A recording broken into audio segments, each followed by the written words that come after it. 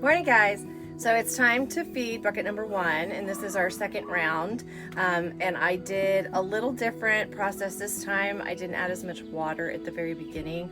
Last time I did 3 gallons. This time I started with a little under 2, and I added a little bit of water yesterday because there was no water, and we're going to check the process or the progress and see what we think. So there's bucket 1. You can see that it is still, actually, I mean, it's thicker than what my first bucket 1 was. So this is my second round with the bucket number 1, and it's much thicker. So what I'm gonna do now, so I like this stage, I am gonna add a little bit of dry food to make it just a little bit more, give it a little more consistency. That's a little easier to scoop. You can see that it comes right out. So I want to make it just a little bit less loose there. So we're going to add some dry food. All right, so I've got my dry food in. I'm gonna mix that up.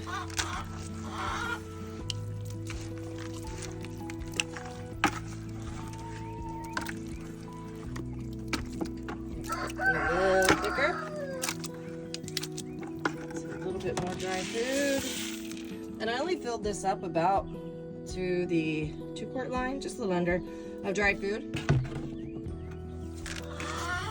So probably about 8 cups.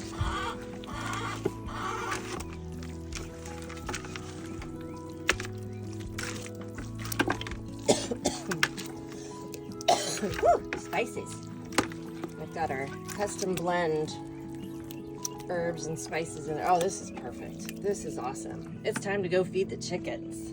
I'm really excited because I got my seed trays in. I ordered 12 of these because I'm going to use the other 9 to begin to grow fodder so I can incorporate that into our feeding program.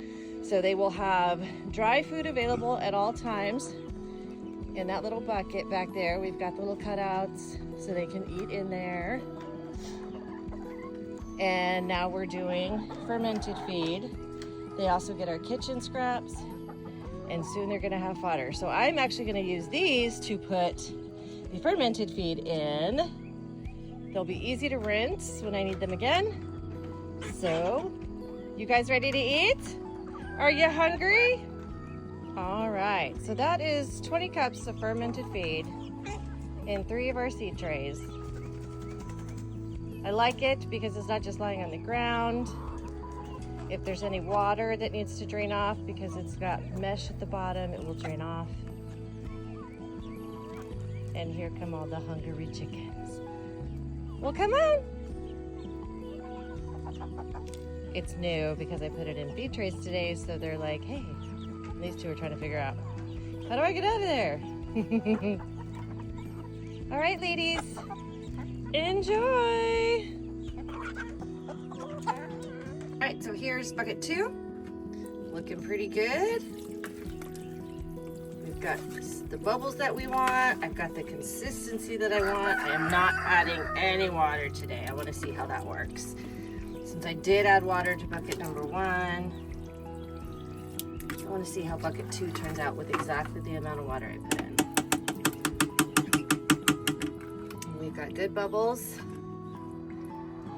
Means that fermentation process is working well. So far so good, y'all. I'm really liking this.